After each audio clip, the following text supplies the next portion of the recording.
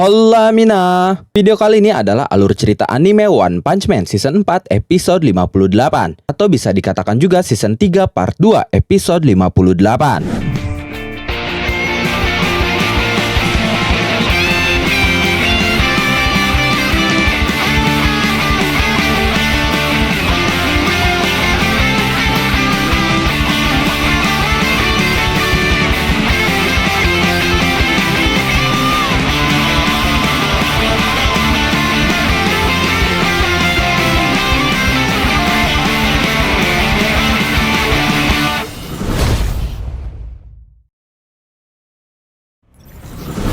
Sebelum masuk ke alur ceritanya, bagi kalian yang mau berbagi rezeki di bulan Ramadan ini, atau mau sekedar request sesuatu, bisa langsung klik saja link donasi di deskripsi atau kolom komentar ya. Nama dan pesan kalian bakal Mimin tampilkan di akhir video dalam sesi special thanks. Terima kasih buat yang sudah donasi dan mendukung channel ini. Dan sekarang kita langsung masuk saja ke alur ceritanya. Let's go!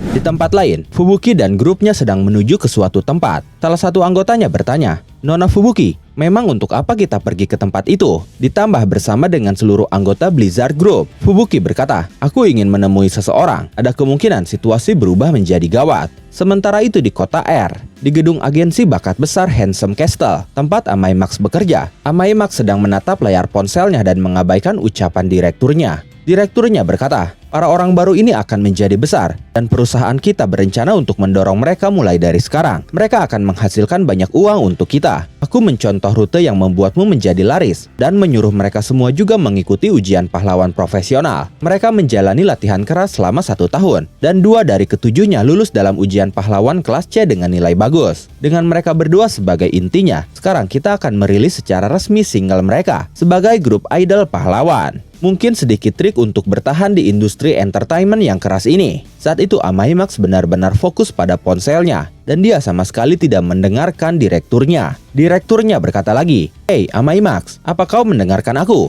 Mereka ini permata baru yang bisa saja mengambil alih posisimu sebagai idol utama." Setelah itu akhirnya Amai Max berkata, "Daya tarik 0, tolong jangan bicara denganku, aku tidak tertarik dengan pemalsu itu." Saat itu Amai Max ternyata sedang fokus melihat rekaman video CCTV di gerbang 9, yaitu kejadian 2 hari lalu, tepatnya saat Saitama menghancurkan robot-robot penjaga markas Asosiasi Pahlawan dengan mudahnya. Dalam video CCTV itu, Saitama terdeteksi sebagai pahlawan kelas A peringkat 39. Amai Max saat itu terlihat sangat penasaran dengan Saitama. Melihat respon Amai Max yang seperti itu, direktur kembali menegurnya dengan berkata, "Amai Max, kau ada di agensi yang sama. Mereka ini juniormu, apa kau tahu?" Amai Max berkata, "Kau tidak paham. Tadi itu nasihatku, oke? Jangan bicara denganku."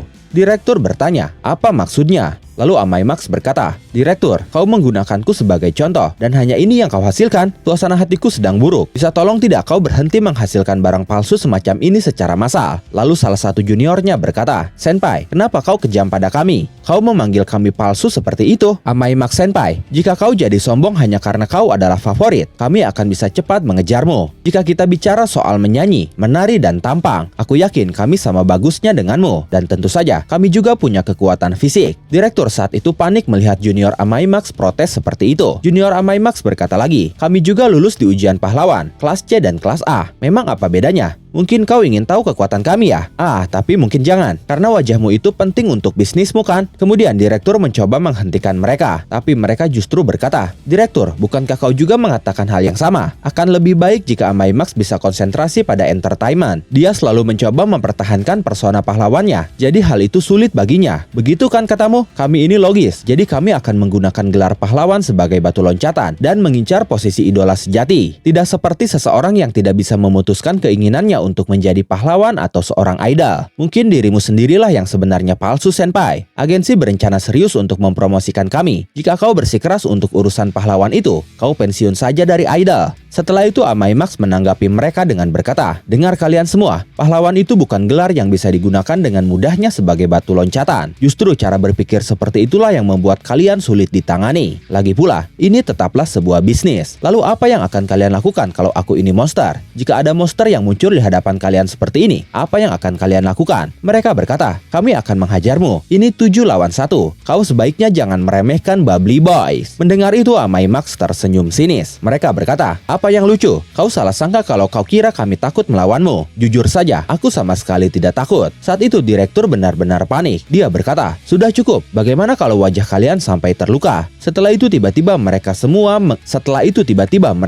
gemetar dan berkeringat hebat. Mereka pun tidak tahu apa yang terjadi saat itu. Lalu Amai Max berkata, itu insting kalian yang memperingatkan. Kalian dan aku terlalu berbeda jauh secara biologis. Tidak satupun dari kalian yang memilikinya. Kalian tidak punya kecantikan seperti dirinya. Kecantikan kekuatan tanpa batas. Orang yang dimaksud Amai Max di sini ternyata adalah Saitama. Sementara itu di apartemen kamar 104 tempat Saitama tinggal, Saitama sedang menyajikan 3 teh hangat dalam gelas yang retak. Saitama berkata, pas sekali, aku juga barusan menemukan gelas ini. Ya, walaupun ada sedikit retakan. Saat itu Saitama ternyata sedang menjamu tetangganya, yaitu Forte penghuni kamar 101 pahlawan kelas A peringkat 31, Butterfly DX penghuni kamar 102 pahlawan kelas A peringkat 16, dan Chenton penghuni kamar 103 pahlawan kelas A peringkat 36. Saitama berkata, jadi aku memang mempersilahkan kalian masuk, tapi kalian ini siapa? Forte terkejut Saitama memanggil mereka dengan sebutan kalian. Lalu Forte bertanya, bro, berapa usiamu? Saitama menjawab, 25. Lalu Forte berkata di dalam hatinya, dia lebih tua dariku 1 tahun. Kemudian Forte berkata kepada Saitama, baiklah, usia itu tidak penting. Siapapun yang pindah di sini lebih awal adalah yang lebih senior. Saitama berkata, tapi aku dengar tempat ini baru buka 2 minggu yang lalu. Forte kembali berkata, siapa yang peduli? Walau cuma 2 minggu, aku masih tetap seniormu. Kau bahkan tidak memberi salam tetangga barumu atau membawakan snack untuk hadiah. Saat itu kita pun melihat Rover dan Black Sprem sedang menunggu dengan sabar di depan pintu kamar Saitama. Setelah itu Saitama memahami situasinya. Dia berkata, oh maaf, jadi kalian tetanggaku. Senang berkenalan. Aku Saitama. Rumahku baru saja hancur, tapi aku pindah ke sini setelah menjadi kelas A dan King memberitahuku tentang tempat ini. Forte berkata, tidak masalah selama kau memahaminya. Lalu tiba-tiba Chenton membuka helm kostum kataknya sambil berkata, terima kasih tehnya. Dia pun meminum teh yang disajikan Saitama. Setelah itu dia kembali mengenakan helm kostum kataknya. Saitama keheranan lalu berkata, apa-apaan itu? Butterfly DX berkata, Chenton adalah ahli bela diri yang hebat, tapi dia berwajah biasa saja dan tidak begitu populer. Jadi dia mulai mengenakan helm kostum katak itu untuk membangun karakternya. Berkat itu, dia jadi lebih populer di kalangan anak-anak. Lalu Chenton berkata, ya walaupun cuma sedikit. Saitama berkata, mengenakan helm kostum karena wajahmu biasa saja. Idenya saja sudah biasa sekali. Lalu Butterfly DX berkata, aku yakin kau sudah tahu, tapi aku Butterfly DX, salam kenal. Aku pindah ke sini karena transportasinya lebih mudah. Saitama berkata, tidak, aku tidak pernah dengar, tapi baguslah. Lalu giliran Forte yang memperkenalkan diri dengan berkata, aku Forte, aku mendengar musik dengan headphone. Saat Forte masih memperkenalkan diri, Butterfly DX menginterupsinya dengan berkata, sebentar, tunggu dulu, kau tidak tahu aku sudah sering muncul di TV, dan aku juga cukup terkenal di internet. Oh tunggu, pasti karena itu. Tunggu sebentar, biar aku ganti pakaian. Setelah itu Butterfly DX keluar dengan kostumnya sambil berkata, bagaimana menurutmu? Aku biasanya seperti ini. Aku punya banyak video dan liputan TV yang menunjukkan aku terbang dari atap ke atap dengan menggunakan ini. Saitama dengan polosnya berkata, oh di rumahku tidak ada siaran TV swasta. Aku hanya menonton channel cuaca dan bencana selama 2-3 tahunan ini. Dan bulumu itu banyak sekali. Jangan sampai ada yang rontok di kamarku ya. Setelah itu Forte melanjutkan perkenalannya. Dia berkata, aku mendengarkan musik dan bertarung mengikuti ritme. Aku tidak peduli, tapi para remaja mengatakan bahwa aku keren dan kelihatan hebat. Jadi aku cukup populer. Mereka juga pernah memasangku di majalah fashion, tapi aku tidak peduli dengan itu. Saitama terdiam sejenak mendengarnya, karena dia sama sekali tidak peduli. Lalu Saitama berkata, bukankah menciptakan ritme setiap bertarung itu tidak ada gunanya ya? Forte marah mendengar itu. Dia berteriak, kau dan aku, di luar, sekarang juga, akan kutunjukkan padamu kekuatanku. Dan momen itu mengakhiri alur cerita One Punch Man Season 4 episode 58. Atau bisa dikatakan juga Season 3 Part 2 episode 58.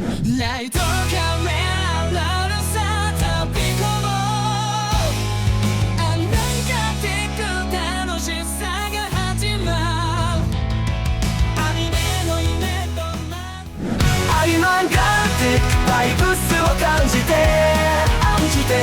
アニメの魔法一緒に乗ろう漫画のページがめくれて生き生きと旅に参加して私たちと共に